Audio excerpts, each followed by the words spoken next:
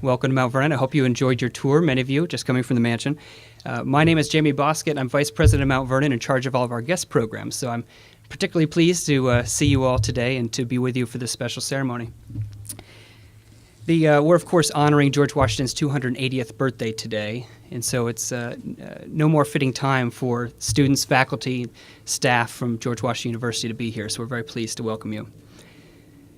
Now, this day, exactly 170 years ago, a young man who was just starting his political career and was just about to make his first visit to Mount Vernon, he wrote something special about George Washington I'd like to share today. Washington is the mightiest name on earth. To add brightness to the sun or glory to the name Washington is alike impossible. Let none attempt it. In solemn awe, pronounce his name, and in its naked, deathless splendor, leave it shining on. Those are the words of Abraham Lincoln, inspired words that capture the unique position General Washington held and continues to hold. Now, behind me here, in front of us, is the tomb of the Washington family, and at the top you'll notice it's inscribed, "Within this enclosure rest the remains of General George Washington." Now, behind the iron gate are two marble sarcophagi, simply inscribed Washington, and the other, Martha, consort of Washington. Washington, ever modest. It's perfectly simple. Now, in his will, Washington directed the building of this tomb you see today. He wrote, "The family vault at Mount Vernon, requiring repairs and being improperly situated besides, I desire that a new one of brick upon a larger scale may be built at the foot of what I call the vineyard enclosure, in which my remains, with those of my deceased relatives now in the old vault, and such others of my family as may choose to be entombed there, may be deposited. And it is my express desire that my corpse may be interred in a private manner without parade or funeral oration." Now, unfortunately, that part of his will did not come true and simply would not be possible for us to allow his passing without such celebration. Now, at age 67, George Washington died on December 14th, 1799, and 3 days later, he was interred in what is now referred to as the Old Tomb, and it's not far from where we stand today, and President Knapp and I just walked by there a few moments ago. Some 30 years later, 3 decades later, the new tomb was complete at last due to his wishes, and the general and his family were moved here to the tomb you see. Now, let me tell you a little bit about it. The brick enclosure and the iron gates were constructed in 1835, and the marble sarcophagi made by Philadelphia sculptor John Struthers, they weren't presented for another 2 years until 1837. Upon their arrival, however, they quickly realized something that they had not counted on, which is the marble sarcophagi were too wide to fit through the metal door of the original vault. So it was then they decided to place them just outside of the family vault and within the brick walls and the iron gate, and finally completing the structure as you see it today. A roof was constructed between the brick walls and the vault in 1839 to protect the sarcophagi. In the nearly 175 years since, over 80 million people have visited this national landmark property. A wide variety of famous men and women from around the country and around the world, for that matter, have come to the very spot where we are gathered today to pay tribute to our first and greatest president. From the Queen of England, Winston Churchill, Frederick Douglass, Thomas Edison, Jacques Cousteau, Harrison Ford, even Fidel Castro, just shortly after he took power. And nearly all American presidents and first ladies have paid tribute to Washington here at this tomb. Clearly, Washington has served as a stellar example for many and continues to do so today. So today, we too honor George Washington and his unparalleled model of character and leadership and his enduring legacy to the world.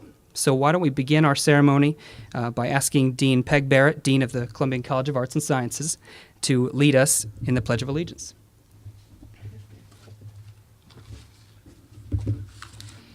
Thank you very much.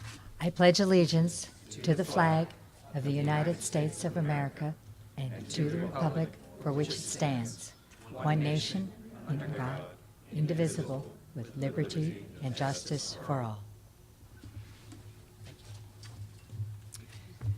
And now it's my pleasure to invite President Knapp, the 16th president of the George Washington University, to also say a few words. Well, good afternoon, everyone. I think this is a very meaningful occasion. Jamie, I appreciate your hospitality and the fact that you've opened the mansion to our students and other members of our university community, and delighted to see and also to learn about the new painting that restores the mansion, the exterior to its original color, which I think is, we remarked on the fact that it's, you may have noticed it's buff. The shutters are still green, but we're going to see if we can make a case for having those shutters perhaps given a tinge of blue as well. It is a real honor to be here at the tomb of our namesake and to participate along with others in the tradition of laying a wreath on the occasion of his birthday.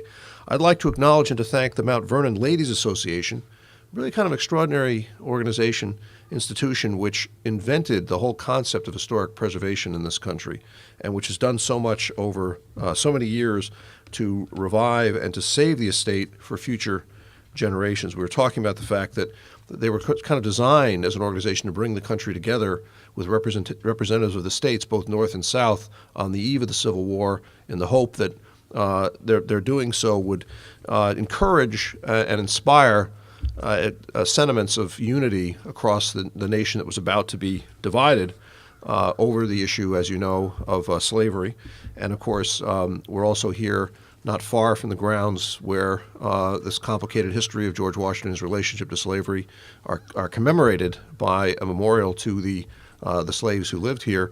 And we're hearing some interesting things from some of our faculty about some of the things that George Washington, also from Jamie, about the fact that at the end of his life, after returning from the war, he actually stopped the practice of dividing families, buying and selling slaves, undertook various provisions, and of course, as you know, famously in his last will and testament left a provision for the freeing of the slaves at the end of his life.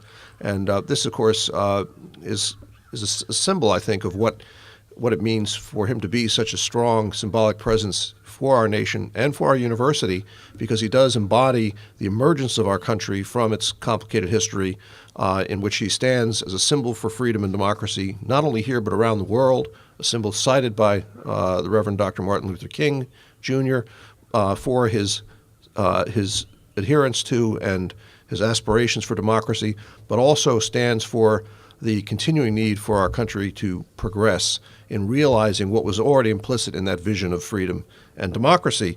And of course, we at George Washington University are particularly cognizant of the fact that George Washington wanted to create a university in the nation which would be another symbol of national unity, because it would bring students from all the former colonies, the new states, bring them all together where they could live and work together, form lasting friendships, and become a core citizenry for the new nation. So we're very honored to be here, and I'm now pleased to introduce a George Washington freshman, Alex Wisnant, who will read General Washington's prayer for his country. Alex?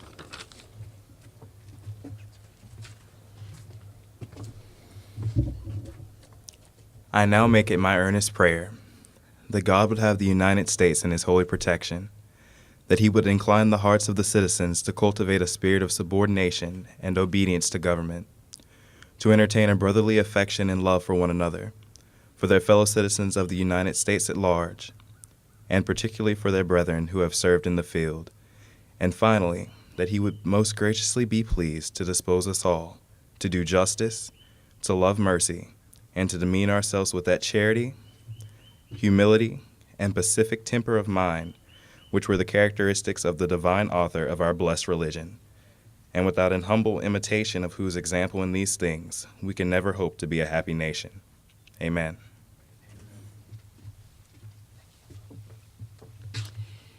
It's worth noting that prayer that has been a long-standing tradition of being read before laying a wreath at the tomb is actually an excerpt from Washington's writings. That is from the Circular to the States, a very famous writing that he distributed at the very end of the American Revolution to, as he wanted it, to create a sense of national unity, which was so very important when the country was still very fragile. And so now we will ask President Knapp to come forward and to lay this wreath. I'll remove the chain, and once he steps inside, if we could please have a moment of silence.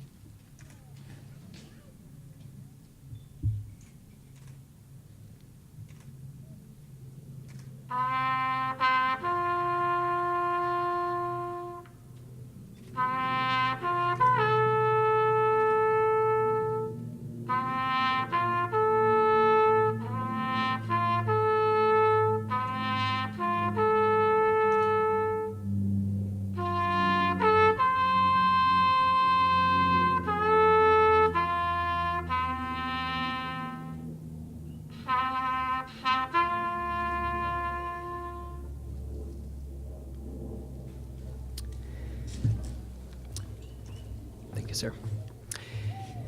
This concludes our ceremony, and just I'd like to say on behalf of the Regent and the Vice Regents of the Ladies Association, our President and staff at Mount Vernon, I'd like to thank you, President Knapp, for taking the opportunity to come down here and bring along a wonderful group of faculty and staff and students to be here.